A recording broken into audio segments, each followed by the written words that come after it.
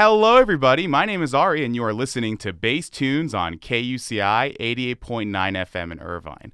With me, I have my first interview in a good minute, a man known as JD Hinton. He was born in Waco, Texas, an Americana singer and songwriter. And for those of you who don't know the exact definition of Americana, I looked it up for you.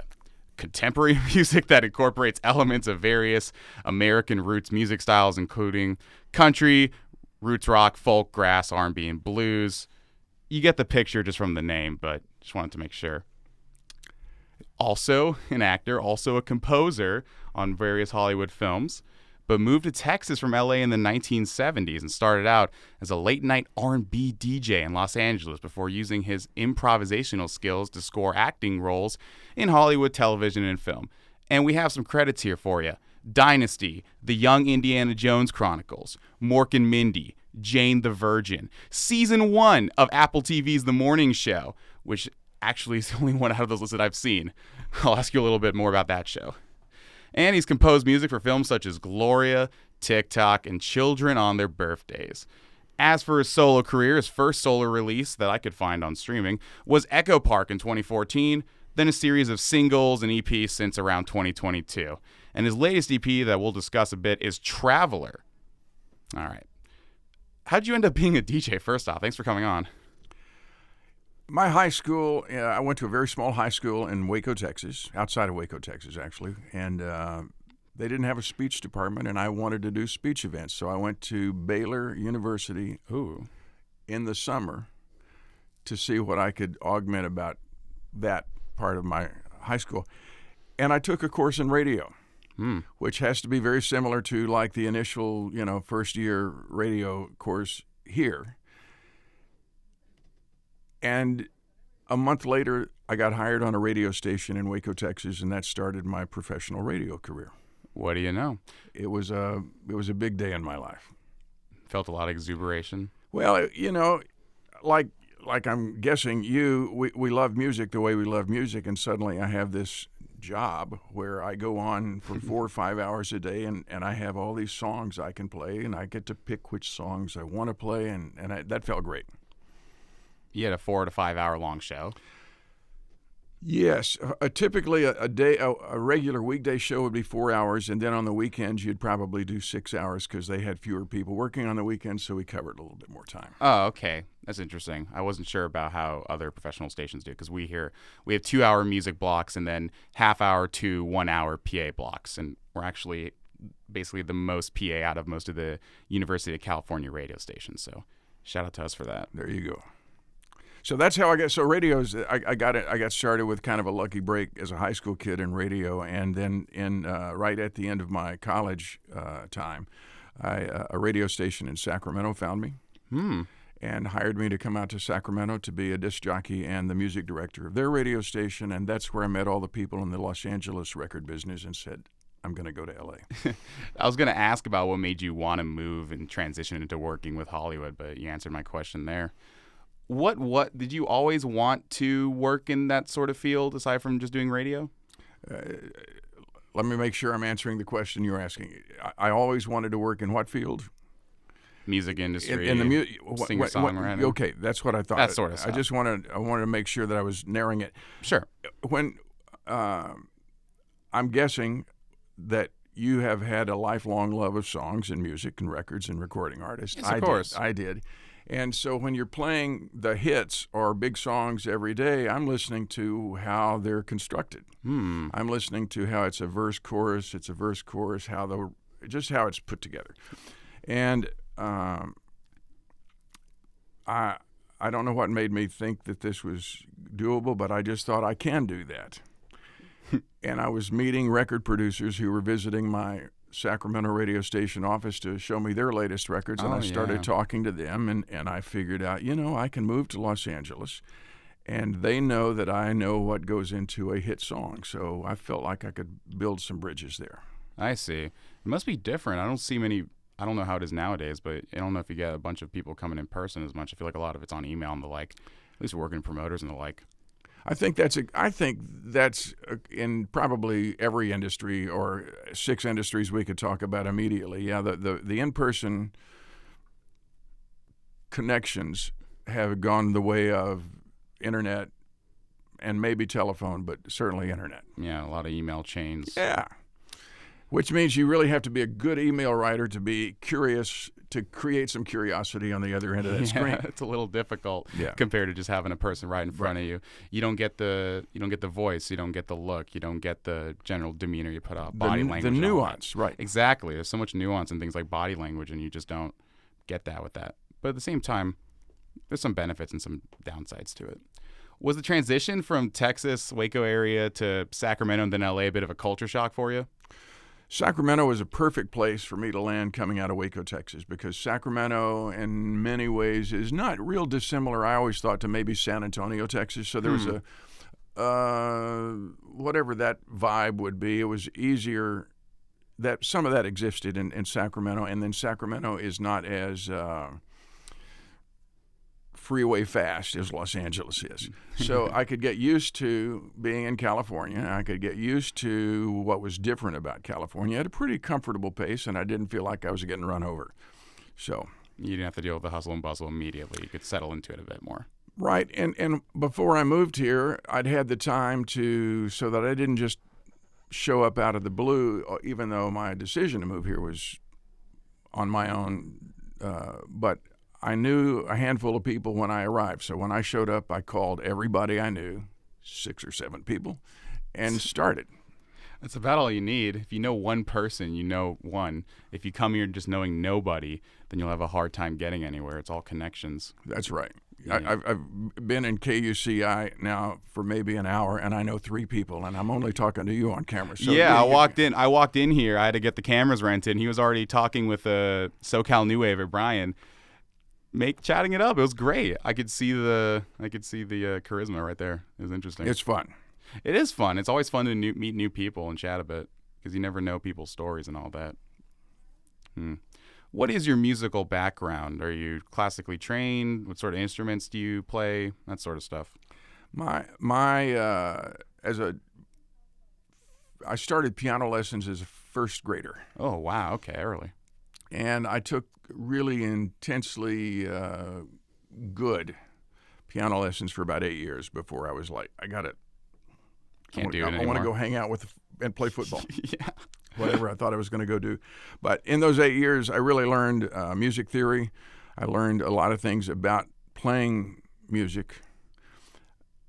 And I still lacked something that I did not pick up until in college. One of my roommates had a guitar. And I tried to pick up a guitar, but how you play a guitar obviously is very different from a piano keyboard. Yeah, of course. And I just finally said, I don't know what it takes to get over this hurdle, but I'm going to get over it. So I had the guy show me how you make an A chord. And I learned how to make an A chord and a B chord and went through the chords and then the minor chords. And as you've read or other people know in songwriting, if you have 2 or 3 chords, you'll start to hear songs. So you play this chord for a minute on a guitar, and then you play this chord, and you go, ooh, I could do that, and I could do that. You can create feels, and you can create moods and all that. And then you're off to the races a little bit. But again, it wasn't rapid. It's just that it was progressive. Every time I started doing something, I had more to work with than I had before. So. Okay, that makes sense. Your own solo material. Whoa. Or when did you first start working on it and trying to shop it out there? I'm sorry to have this huge gap because now I'm going through pages. It's all right. Let me tell you 2 stories about that. Sure thing. Let me tell you this. The answer to your question is probably going to be when I started doing the music for the movie in 2001. So 2001, okay. Yeah. Prior to that, when I first moved to L.A. and I thought I could write songs, I ended up in a couple of rooms where people wanted to know if I had a song, and I said, I do. So I played them the song that I had. I may have only had 2 or 3, but I did have that one that I played for them. Mm-hmm. And at the end of each of those meetings, they wanted to know come in on Monday and we'll record that. Come in next Saturday and we'll record that. So I got kind of started with some encouragement or affirmation early on that what I thought I could do is write songs that seemed to be correct. Cut through through the several years, I played a show at House of Blues on Sunset. Oh yeah. And movie producers were there who knew me. That's why they were there. And they came backstage afterwards and they said, "We're going to do this movie, and if we do, would you like to do the music for our movie?" Wow, they just came and saw you? And so the answer was yes. And so that was a movie called Children on Their Birthdays. And in current day terms, it starred a 13-year-old Jesse Plemons, who's now a pretty clear movie star working with Scorsese. Celine Dion sang the main song that I wrote for the film. Oh, really? And so that was a really great, we had a short amount of time to do a lot of musical work. I worked with Ross Vanelli, and we composed score and original songs. In about 4 months, we did 28 original songs and 30 minutes worth of score. That's when I suddenly realized I can write in several different directions quickly. And speed was an important factor in this shoot, in this project. Yeah, because the film people want to have something by Friday. Yeah, they want something they can start chopping it up, editing, They need figuring it something out. by Friday, and you go, it's going to take me till Thursday to create it, but then I can give it to you on Friday morning. Yeah, he can get it done right at the dot. If you don't go to sleep on Wednesday night, you'll be there. It'll be good. Sounds like a college student to me. That's very Pulling all well. nighters. On that particular project, we did mostly 20-hour days for about 3 months, Jeez. and 5 days we did 24-hour days. 24 hours. It wasn't 5 days straight, was it? No, it'd be like you'd be, and all of a sudden you'd get a thing, and something had to be in, and so you'd work 24 hours, and then you work another series of days, and there'd be another day that you had to do 24 hours. How did that? It's not advisable. Yeah, I was gonna ask, how did that take a toll on you? That must have been a lot. There's not enough Starbucks in the world for that. Not enough coffee. At some point, Oh, man. caffeine overdose. Just start Man. tweaking, man. It was great. There was a Starbucks across the street from the studio, so I would go over and get, I'm trying to remember if it's a double or triple espresso, and dump it into a cup of coffee to go back just to keep, awake. Just stacking caffeine on top of caffeine. Sure. Man, that's crazy. There should be a band, like a punk band named Caffeine. Is there? I feel like there's a band named Caffeine. I'm gonna look this up right now. Let's see, Caffeine band. Well, I see one from Indonesia, and I see Caffeine band. Something from Indonesia, and then something on Bandcamp. So there should here's what we need. The German lead singer's name is Caffeine, and the group is called the Caffeine and the Coffee Beans. Caffeine and the Coffee Beans. Okay, that'd be good. That's all I got. That's a solid one, dude. That's a solid little bit of improv right there, dude. So you enjoyed the film score shooting process. What was the next thing you did? How did that come about? They just see what you liked. They saw your work on the Children on Their Birthdays, and they were like, "We like you," or did you sort of shop around a bit? Everything. There's a. This will be my pontificating, my little soapbox moment here, but the way we're educated is if we dot our I's and cross our T's, we get promoted every year to the next grade level, and every 4 years you get graduated to the next school level. If you dot your I's and cross your T's, if you do the work. It's been my experience in life that it doesn't work that way, so that you can do something and you think, well, this means that tomorrow my phone's going to ring, or somebody's going to show up, and there's going to be a thing because they'll know that I did this over here. And I've never found that to be. Rarely, once in a while, some things have happened because I was doing something else. Like I was playing at the House of Blues with the band, and the movie producer showed up. The music with the movie came out, and the next thing I started doing was just solo work on my own with the band. So. You just started doing that immediately after? A little bit of. I went to Texas for a couple of years and wrote songs. Oh, okay. And coming back from Texas after a couple of years, I just booked some clubs to play in, and invited my friends and invited my friends' friends, and we started selling out in different little Smaller clubs locations. in the area. And then that's when people began to go, oh, you write songs, oh, you do this, and that's where it started getting a little momentum. I think that's what you're trying to aim for. Yeah, I'm just curious to see how the momentum started. But going to Texas and writing for a couple of years, just sort of hunkering down and getting stuff on there, is that important, you think, for the whole process?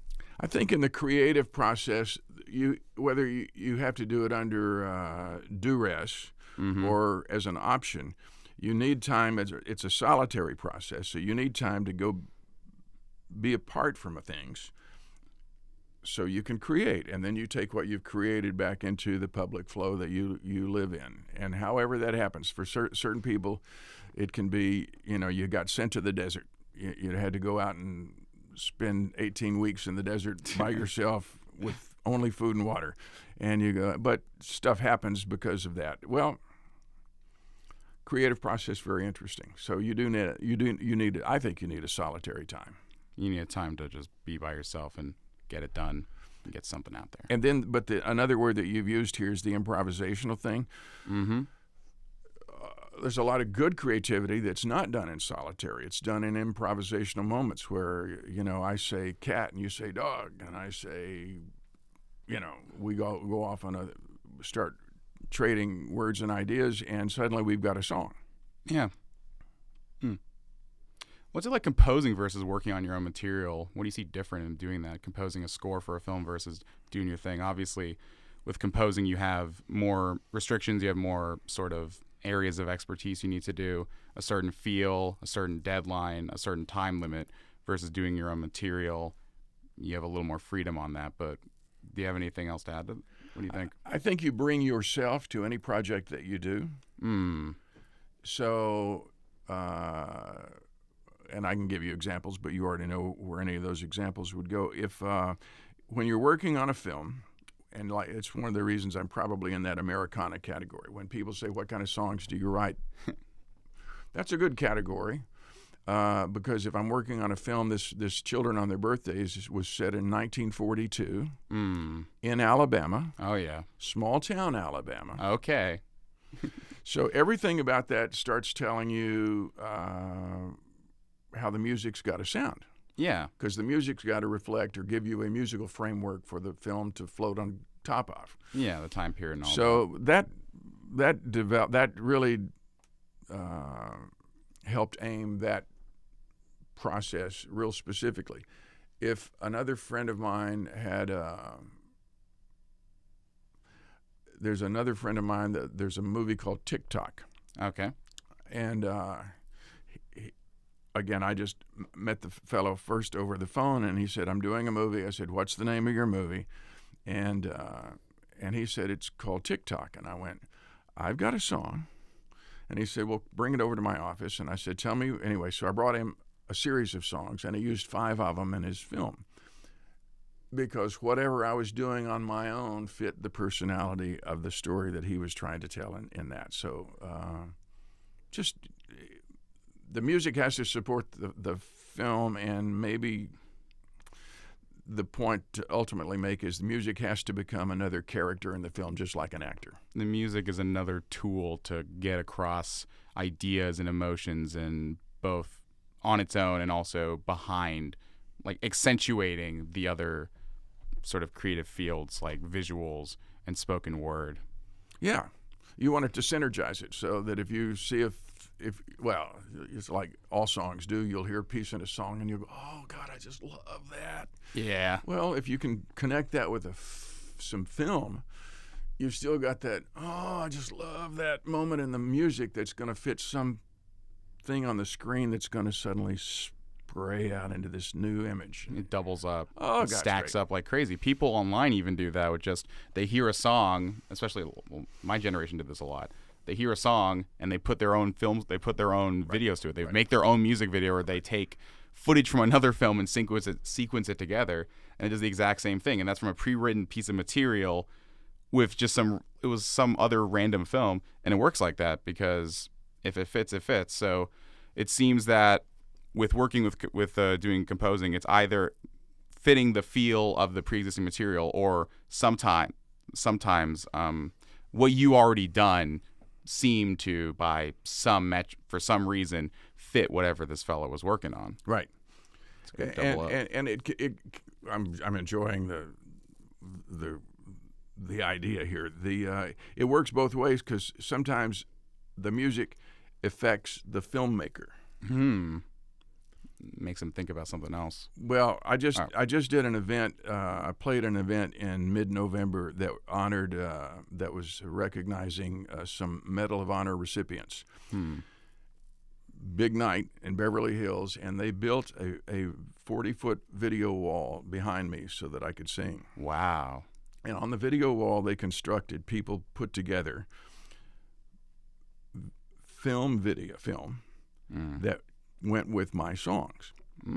So that every lyric, every rhythm, every beat change, there was something corresponding. Yeah. On the screen, so that a video was built based on the song that had been recorded, where normally it's the other way around. You see footage of something and you try to write something that fits with that. Which one do you think is more challenging, fitting the song to the film or fitting the film to the song, if that makes sense? It's a good question. It doesn't make any difference to me. Either or? No, I think creativity is creativity, and so when I was first learning about it as an actor, I read something in an art magazine that said everything for a painter is a reaction to the first brushstroke. So it's a clean canvas. The guy takes his brush and goes into the paints, and whatever that first thing he draws across the screen, across the canvas, everything else is going to react to that. And the second thing he does, the third thing is going to react to. So it all goes back to what's the first thing that you hear or see. So if I play you a piece of music or I show you a title, your imagination is going to take that and do something with it. I just don't know what it is, and it'd be fun to find out. Exactly. Okay. And speaking of acting, how did you get into that? Did you do the film scoring things before you got into acting? I think not. I looked at the IMDb.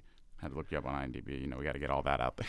Right. And I saw some older things like that. How did you first get your first role, I suppose? There was a recording artist that I met before I moved to Los Angeles that when I showed up I talked to, and his family was big in show business. Oh, what do you know? And and I said, I'm here and I want to write songs and I want to sing songs, and eventually I'd like to act. Well, 4 days later, I got a call saying, you need to meet the casting director at Paramount Studios. Oh, wow.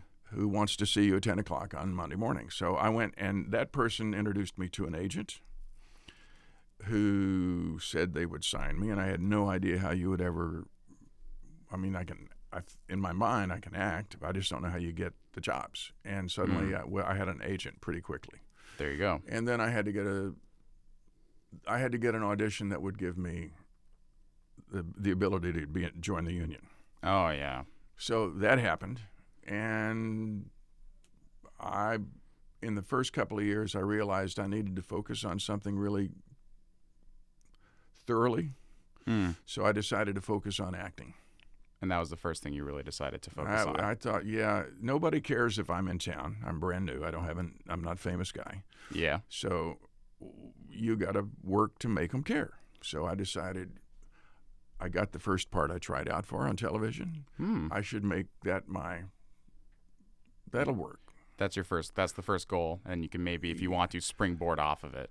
I really didn't know where any of the springboards were ever going to happen, and I didn't think anything really further down the line. I just kept acting, but while I'm over the years, songs would percolate, and I would write them down, and I'd go, God, I like this song, but I'm not spending any time in the music area. You're focusing on the film. So when that flipped over, but I started acting that way. Okay, that's interesting. You had multiple loves of creativity, and you wanted to focus on one and then jump to because that's the thing I was interested in, was sort of the progression of all the stuff you've done. My question was how much of this was sort of like calculated and planned out, and how much of this seemed to just sort of fall into place or just happen over the years. And it seems that it's a A little bit of both. A little bit of both. There are things that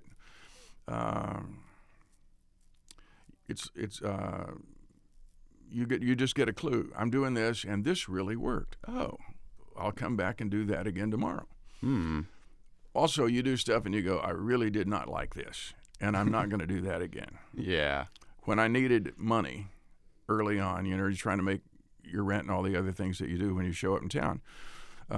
Several people in my acting classes were well paid, and you would know who they were as models because their pictures were on billboards or in magazines. And I thought, hey, I'll wear that shirt and I'll show up and I'll bring on. And you go, I really did not like any part of what it took to get a modeling job or to be on camera that way. The money wasn't worth it to me.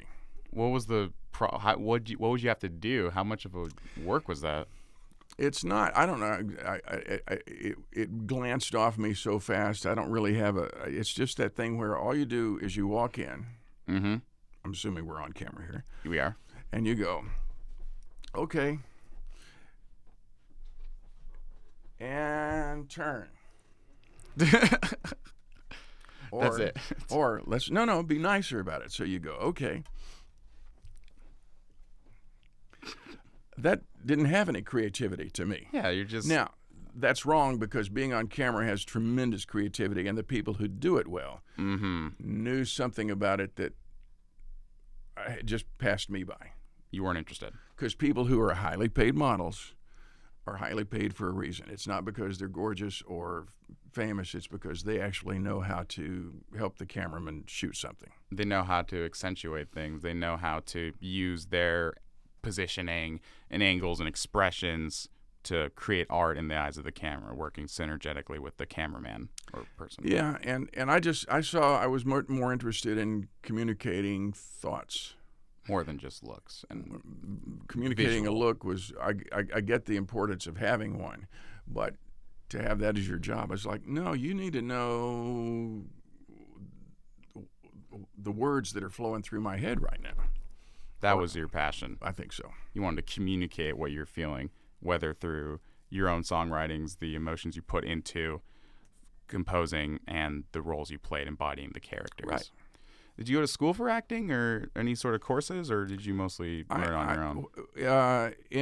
Yes, I did. I went to, when I was here, when I was really doing that, there were a couple of principal guys in Hollywood that everybody knew that would be a good person to study with, and I could tell you their names. It won't matter in what year is this, but yeah, I studied with one of those people. So you were either in this camp or this camp, and so I was in this camp, and I studied a lot. And then at a certain moment, I started studying improv. I started studying improv and quit because there was a guy in my improv class. He wasn't even in my class. The teacher just liked him, and he would let him come into all the classes. Oh, wow. And he was funny. And I was trying to learn how to be funny. Can't sometimes. And I decided I'm going to just concentrate on being a dramatic actor and let this funny guy who's still looking for a job be the funny guy. That funny guy was Robin Williams. What do you know? How about that? Wow, okay. So look at him. And he's done some good dramatic roles, too. Yeah. No, he's an exceptionally good Juilliard-trained actor, the late Robin is. And but I eventually studied improv for about 10 years because I really liked it once I got into it and started, it's fun. But you originally didn't like it in that time because of the comedian. I felt the pressure of being really good at it very quickly. From the get-go, just immediately. And when I was not really good at it very quickly, I thought, this doesn't really belong to me. Maybe I need to focus again, get the people who are going to help me to focus on the things that I'm good at. So, but at a certain moment, the creativity is still bubbling around, and you go, well, let me just go explore this.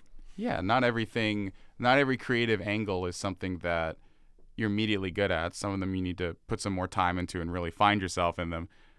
But it seems like you'd like to do improv after that, at least for a bit, because you enjoy doing it more so than you might think, I'm not really good at this right now, but you enjoy doing it. And I got It's good engaging. at it. And then you got good at it over time, so it's a good double up. The morning show that you referenced early on that I did with Reese Witherspoon, they told me on the audition, there's only a couple of lines because they're going to ask you to improv.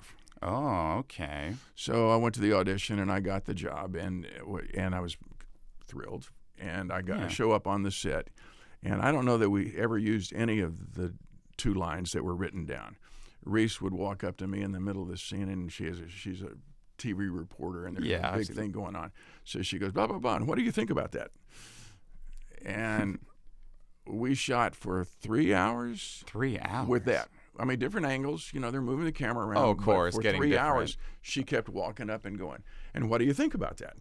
And you go, well, I'll tell you what. And I just start making up the next thing that are making up. You just keep going. And I didn't know that any of that was ever going to it didn't move the storyline along. Yeah, it was but like they needed that moment, or they wouldn't have spent 3 hours getting her saying, what do you think about that? And me saying, well, I'll tell you, I would never, blah, blah, blah, blah, blah. What sort of character did you play in that scene? I played they were having a mining strike. And I played, I showed up at the audition planning to play the mine owner, businessman point of view. Oh, the big business guy. Here's why coal is important in our country, and here's why, and here's why. And when I finished all the stuff that I was just riffing off the top of my head, Sure. They said, let's do it again, but this time that's not the guy. The guy's actually going to be from the town. Oh, you're a local townsperson. And the strike means everything because I went, I got it.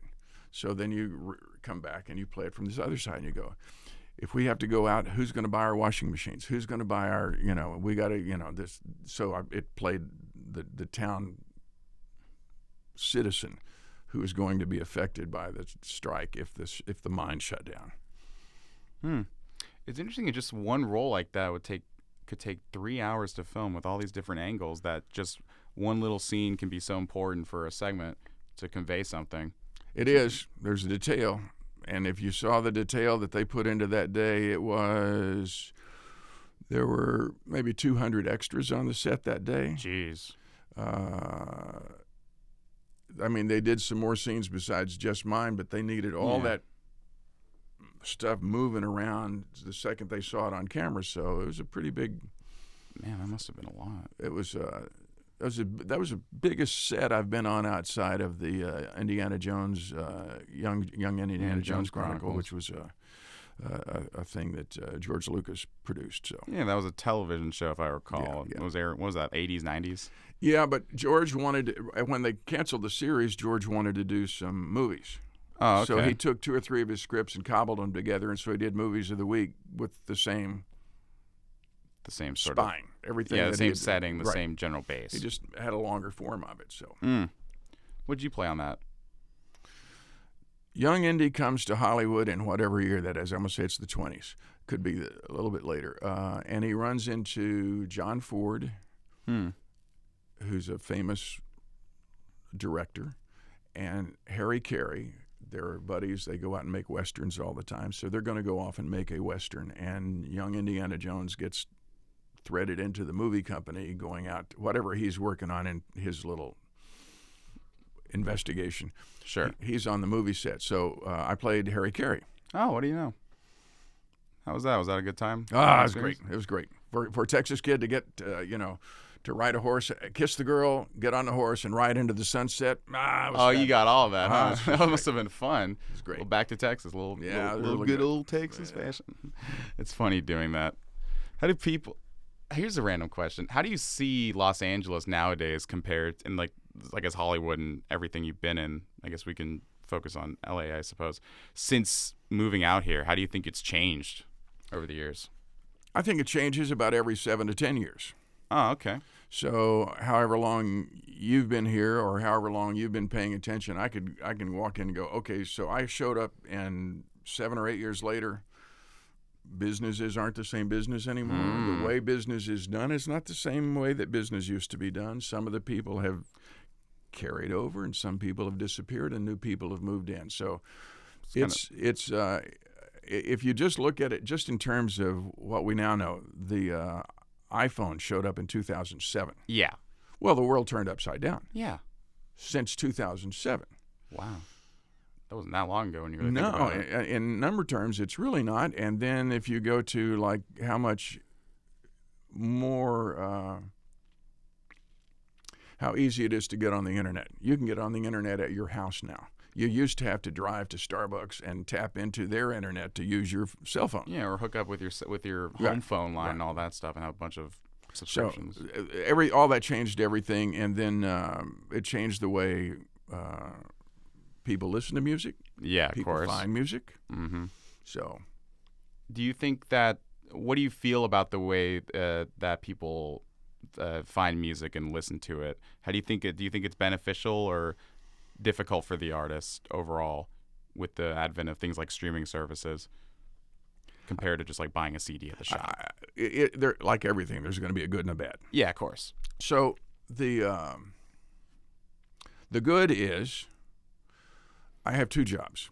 Yeah. My first job is to get the music that I've learned over time. I hear in my head all day long, every day. The first job is to get that out of my head and written down so that I can show it off in a song to a band and record it so you can hear it. Yes. The second job, and it's harder, is I got to get that out of my living room. That's the really hard part from all the people I've talked to. That's the thing. Yeah. So, but the reality is I can get it out of my living room because right now you can go on the internet and you can hear the last 5 EPs that I've got up there Yeah. and the CD that you mentioned at the top of the show. And you can hear, so I'm getting the music out of my life. That's a good thing. Yeah. The downside, which I talked to your buddy on the air, Brian, Yeah. is when music was not immediately available at the touch of a phone dial, Yeah, or anything. you had to wait for it to come on the radio. Yeah. You had to go to a friend's house who had the record. You couldn't just have it. If you heard the song and you go, God, I love this song. I want to hear it. I want to hear it. Well, you'd have to wait until you could get into a place where you could hear it. And the waiting makes you love the song better. Builds anticipation. Your imagination It's fills just- in the gap. It's stunning. So just I think that's a downside because if it's immediately solvable where, I love this, listen to this, and you can listen to 30 seconds of it and you go, God, it's good. And then you move on because it didn't cost you anything to hear that 30 seconds. There's no investment into it, either time or money, comparatively. Comparatively. And again, there's good stuff and bad stuff to that. But what I wish happened more often was the sense of underlining the longing where, oh, God, I love that song. I had a chance to buy that, and I didn't buy it. Now I love that song.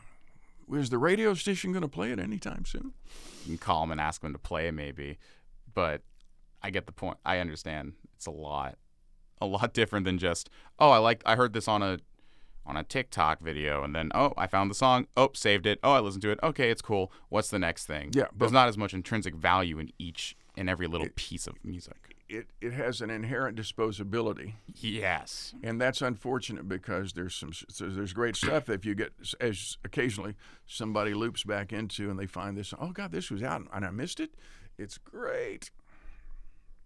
Yeah, I've still felt that to an extent. Artists put out something that I don't remember seeing, and then that's like that burst of, oh yeah, but that's just some algorithm not shoving it into my feed or whatever. It's not necessarily just me hearing a little snippet on a song and not being able to hear it. And radio, that was the way to get stuff out there back in the day, wasn't it? Right. You had to put it on the radio. DJs had this sort of gatekeeper effect. Very much. People would pay you to play their music. People would pay you to play it 50 times in a row for a marketing opportunity and then get mad about it in the newspaper.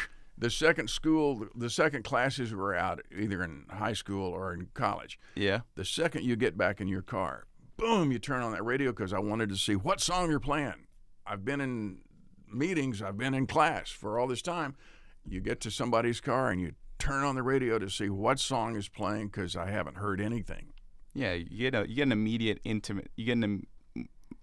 There's more value attached to that sort of thing. Now, if it was the same thing with me, headphone in, click a song I already know, walk around, walk to my car. I don't even listen to the radio that much anymore. And I'm sorry, KUCI fellas, I'm not much of a radio listener, and I would bet that most of the posts here just because of our age and the way we grew up, like we listened to the radio growing up. I listened to the radio growing up in the car on the way to school, but it was top 40, and I found songs and I developed my tastes, but that wasn't the tastemaker like for older generations. I assume the radio was a bit of a tastemaker. You could pop in a cassette tape, click record, hear the thing. We don't have cassette tapes in cars anymore. Right. That sort of stuff. But I think I feel like over time there's always going to be a new way for people to discover music. And maybe some of the intimacy and some of the, as you said, longing is gone, but anybody can put something out there compared to having to shop it around a lot and having to really just, get with the labels and all of that. And some of those people have ideas that really resonate, and now we're off to the races, because that would never have shown up if there was the formal gatekeeper process. That would never get out there. Now it's just, what can you do? How can you get this out there? Can someone see this? And there's still labels and things like that. It's not like that's totally gone. It's just, to me, it feels like that the way they operate in terms of contracts and the like has changed a bit because of that. Stuff like 360 deals and the like, but I've chatted about that with. So why do you like songs? What is it about songs that you like?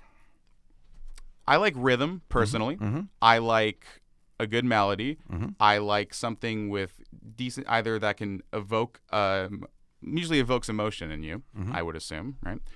I like a lot of metal, personally. I like something with heaviness. I like something, I don't know what the term is, but you get like something powerful. I like powerful music.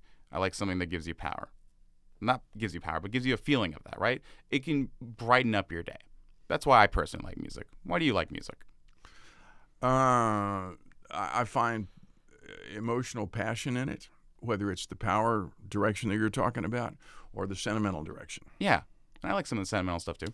And the way rock and roll started, there was an energy. Yeah. That I loved from the very beginning. Mm-hmm. And then as it developed,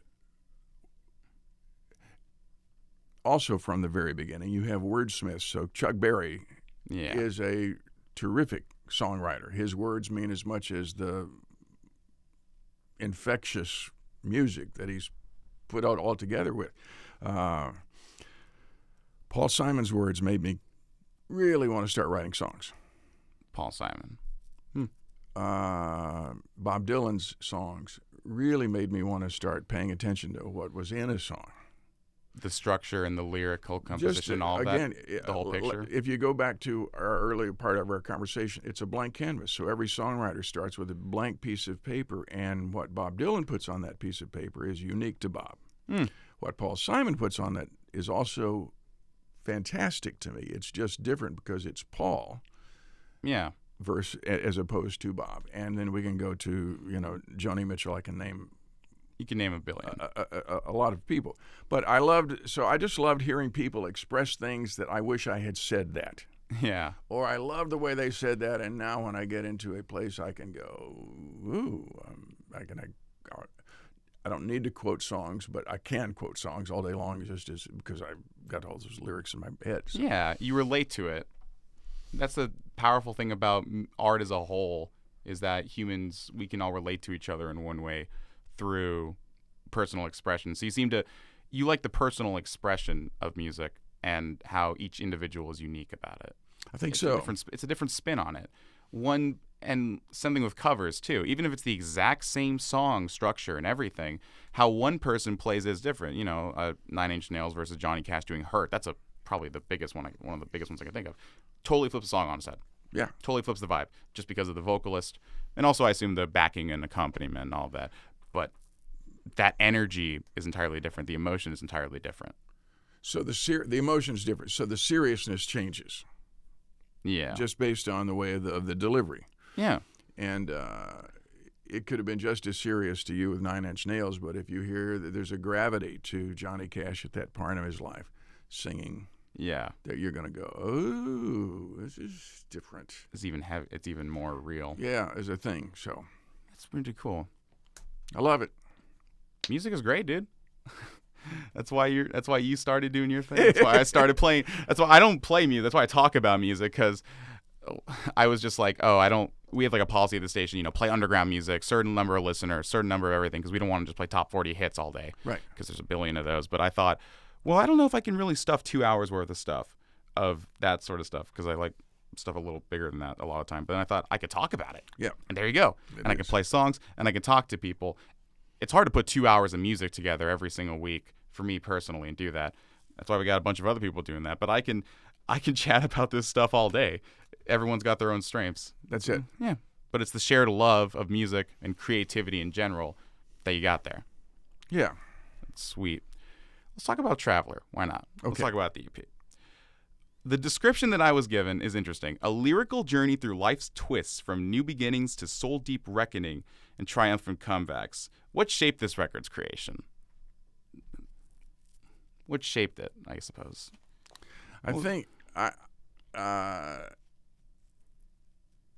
one of the key elements of creativity is you don't always know the end from the beginning.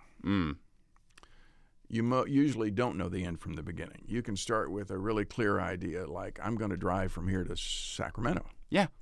But how are you going to go, and what's going to happen to you on the way from here to Sacramento is never going to be the same trip twice. Absolutely not. So I've got a series of songs. Sure. And I decide the next songs I'm going to record are this, and this. Mm-hmm. That's going to go onto this EP, and it's going to be called Traveler. And then you go, okay, what's the Traveler thing about? And I go, well, to me, from the moment you're born, you're traveling. Sure. You start out crawling. Mm-hmm. You start to walk. Yeah. You get a bicycle. You get a car. Everything in your life is moving forward from the place that you started until you finally stop. Yeah. So your whole life is a traveling. Mm-hmm. And so these songs are reflective of the beginning and to the end. Every step. Steps along the way. Is it the final step? I don't know. Is it halfway there? I don't know. I just know that these songs came out in the process of continuing to move forward, as I did when I drove out of Waco, Texas, and moved to Southern California. I see. Okay. I find it interesting. You said it feels similar to how you described how you read something about it, where you read that a painter starts with one stroke and continues on to it. It seems that movement of progression, that sort of everything is building off of the next thing, is important to you in terms of, I don't know, a personal philosophy or just creativity. It seems like it's a core concept that shaped a lot of this conversation. I think it's a core concept because I think it's a true concept. It is. If you just take our conversation now, yeah, from the moment that I was here and you came in and we met, mm-hmm. We're in a different place now than we were all those minutes ago. Yeah. And I love that. I just think that goes on all the time, whether you pay attention to it or not. But if I slow it down and look at it, I'm going, ooh, then I could write a song about what it's like to meet somebody. Yeah. Which I have done, by the way. And I've also written a song about what it was like to I have a song called I Should Have Said Hello. Ooh, that's a good one. And it's going to come out on the next EP, not the one that's about to come out. So, but it's that whole sense of, people show up in your life or situations show up in your life and you go, hey, what do you think about that? Yeah. Well, today I'm going to think differently than I did yesterday. Things change all the time. Time is constantly moving forward. It's the movement. So that to me is a core principle of life that we may or may not be aware of. I think we're always aware of it subconsciously, but a lot of the time we don't really think about it. We just focus on the now and just get sucked into the sort of inanities of it all. What's the next thing to do? Versus just seeing that things are going to progress and things are going to change, whether good or bad in your opinion. They're always going to move forward. Tomorrow's not going to be the same as today. You're going to do something entirely different. Some stuff might be similar, but even little nuances are going to change on that.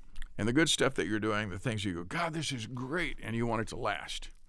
It's going to last as long as it lasts, but that's where the Ecclesiastes, to everything there's a season. So seasons come and seasons go, but God, this is so good, and you go, but it's going to end because things come and go, and new stuff shows up. I see. And I was going to ask you about what you had coming out. You have an EP slated to come out, I assume, yes? Yes. Since you described that. Can you tell us a little bit about it, if anything? If not, that's cool. Well, I really want people to hear some things that are on Traveler, so I don't want them to lose track of that. All right, yeah, sorry about that. No, that's okay, because I can also tell you that until you can hear it, you're not going to know what I'm talking about. I'd be glad to talk about it all day long because I've already heard it and I know You know what's on it. how it all came together. But until you can hear it, it'd be hard for me to talk about. That's totally fine, dude. Okay. That's entirely fine. I was just curious. I like to ask if people have anything up in the works. We got to focus on the now. We got to focus on what's right here in front of you. Do you have a favorite song off the EP, you think, on Traveler? If any of them? There's a song called Trouble Time I really like. There's a song called, I'm trying to remember because things get, there's a song I like called The Other Side of You a lot. The Other Side, yeah. I liked that one. And so those would be two that I'd jump out real quickly and say, listen, they're very different kinds of songs and they're very different sides of the way I write, but I just like there's an insistence. There's an insistence on it? With each of them, yeah. They insist upon themselves. No, they just, we're going. We're going to go. They start and they don't stop until the time This ends. is it, right. But they're two different sort of feels, aren't there? Oh, terribly different feels. One feels sweet to me, and the other one feels either ornery or threatening. Either or. But there's a humor in the threatening one that I really like in the Trouble Time, because it's a whole description of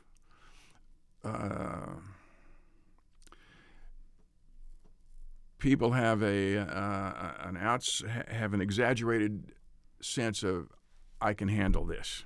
Yeah. I got this. And if it's trouble, you're going to find out that it's bigger than you are, and it's not going to go away. It's going to be there when you wake up in the morning. And toward the end of it, there's a line. It says, "You might win around. You pack a powerful right. But trouble blinks twice, gets up off the ground. Trouble just loves to fight." Exactly. And I like that. I like that sort of couplet. It's simple, but it conveys a simple concept, and it conveys I don't know what's the word, common concept, immutable, something that's always there, simple human concepts translated into music in a pretty straightforward manner that anyone can relate to. I hope so. Is that a goal of yours with the music you write? Yes. Ultimately, if we're not communicating, the whole reason to do this is to communicate. Yeah. So if I write a song, I'm hoping that something in the song catches your imagination or your ear, and you listen to it twice. And if I can get you to listen to it twice, I got a shot at you. You got your hooks in. You might have. Then you're going to go, what did he mean by that? I hear, but what did he mean by that? Then that's the conversation. I love that. Subtle depth hidden in that. Yeah, because then you can call me up on Tuesday and say, I listened to this, and tell me what do you mean by that? When it goes to here, what was going on? And you go, well, I can tell you literally maybe what was going on, but literally is not ever the thing. The thing is that it's emotionally. There's a way that if it applies to me emotionally, it should apply to you emotionally. Yeah. People will ask creatives, what were you thinking going through this and all that? And I've done that too. And it feels tough to do that. And it feels almost wrong in a sense because I personally like to hear the literal stories behind things. I like to hear what actually happened. But the truth of the matter is when it comes to any form of art, it doesn't matter that much. It can if it's something insanely personal and doing in that. But if it's something that's just shaping the, what's the word? Something that's sort of something that's relatable and all-encompassing and I don't know if simple's not the right word, straightforward, then it's like, okay, I might be feeling this way about this thing when I wrote this, but someone else is going to hear that and think, oh, I feel like this when so-and-so. I felt this time. You're ascribing your own personal stories to it because every person, one way or the other, they're the center of their own world. They're the only person that's always going to be there with them. Right. So no matter what, you're always there. You're always... Gotta hope so. Hopefully. That's it. Some people dissociate. We have some people drone coverage that could verify that or not. But. Yeah, we got a bunch of cameras out here. Not even these two. All these security ones. There's like 3 of them up here. But yeah, check out Traveler. Check out the other EPs he's put out. He's got several of them. I do. Several of them. What do you think about? Last thing I'll ask you about is, was Echo Park released in 2014 and there was a gap between the other ones? Yes. Okay. When I came back from my writing sessions in Texas, I found a studio here and we did Echo Park. That was the CD that we did. Mm-hmm. After that got recorded, I started performing live. Oh, yeah. And all my energy was going into selling out the shows, getting the band ready and on stage and off stage and all that you do. And in the process, one of the fellows that works with me said, "You need to record again." And I thought, people don't know the songs on Echo Park. I'm happy to. He says, no. And he started telling me more about some of the things we talked about today relative to internet and music. And he said, you need to have new stuff coming. You got to have new stuff. And I went, well, I've got new stuff. So I decided at a certain moment, which was right before the pandemic, to start recording. Oh, yeah.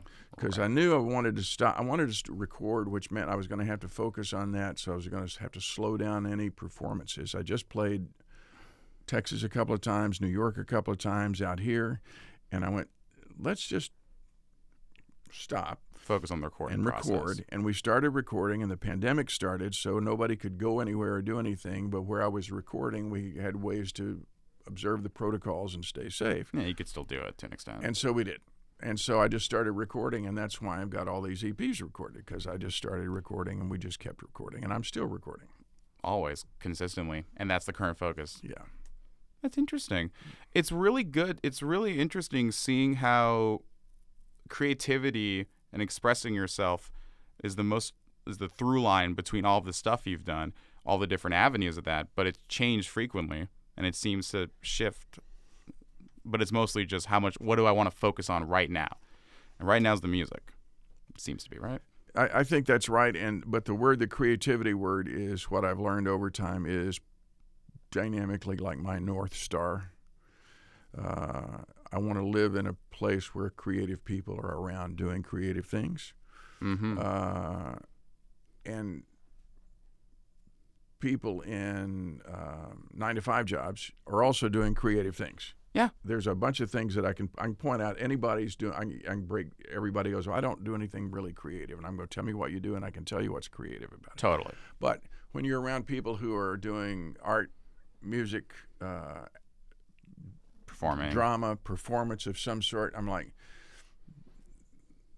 there's an element of that I recognize as that's my neighborhood. That's the place you'd like to stay. So yeah. So how do you do that? How do you keep doing more of that? And how do you find ways to do more of that? And that's, as you live longer, you find more ways to do that. And you have your different avenues, and you have your different people. When I was in, this will date me, but what a shock. When I was in Waco as a disc jockey growing up, I did not know how to put a band together. All right. I did not know how to play a song in front of people. But on the radio, it was John, Paul, George, and me. Oh, yeah. It was Crosby, Stills, Nash, and me. You were I found a way with radio playing songs to feel like I was part of that music process, which kept me going until I could find my way to add to that music process in a different way. Mm. So at whichever age or stage you are in your life, I believe you have a creative series of options. You can always do. But creativity is the thing that keeps me jumping up and down. Same here, man. Same here. You're the fifth Beatle. or the sixth Beatle. There's a guy named the fifth Beatle. I was like, John, Paul, and George. Like, where's Ringo? Yeah. If you were talking about the Beatles, like, where's Ringo? Yeah. What do you got? Well, Ringo. Obviously, that's an exaggeration. I'm using just to make a point. Yeah, of course. I get where you're coming from. But the Beatles are a long-time example of people that did something that had never been done before in that way. Mm-hmm. And it changed culture at that time. And so I love, hey, it's creativity.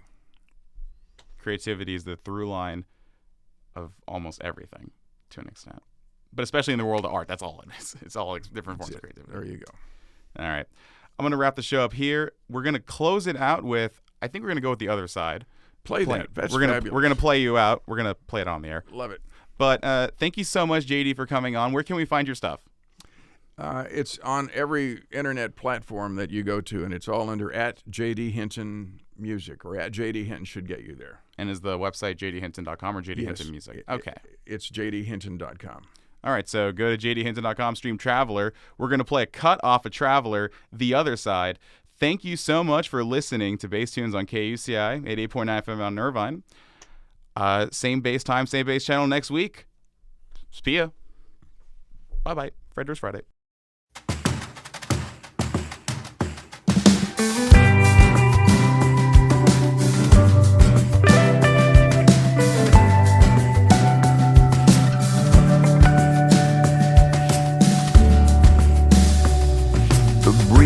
Blew me to a place I never knew. I'm on the other side tonight. The other side of you. I looked around for peace. I felt the way I do. I got back up, I found the light. The other side of you.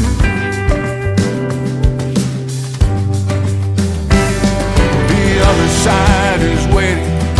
The other side could wait. The other side is always there. I just got here late. I'm grateful for the sleeplessness. I finally pushed on through. I'm on the other side tonight.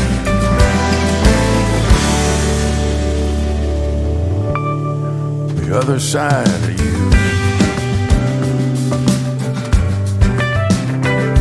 Your name is on my breath. I'm gasping for some air. I'm learning how to breathe again. I'm learning what is where. I almost disappeared from sight. The bells and whistles blew. I'm on the other side tonight. The other side of you.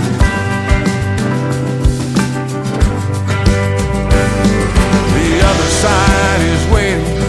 The other side could wait. The other side is always there. I just got here late. I'm grateful for the sleeplessness. I finally pushed on through. I'm on the other side tonight.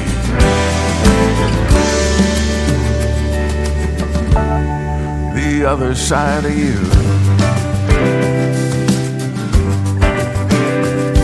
I see you in the market. I see you on the street. I see you waiting at the light. Time is on its feet. I see you on some neutral ground. You won't know what you see. The other side of you I found. The other side of me.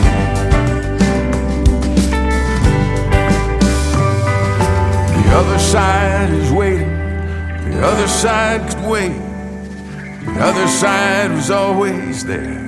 I just got here late. I'm grateful for the sleeplessness. I finally pushed on through. I'm on the other side tonight.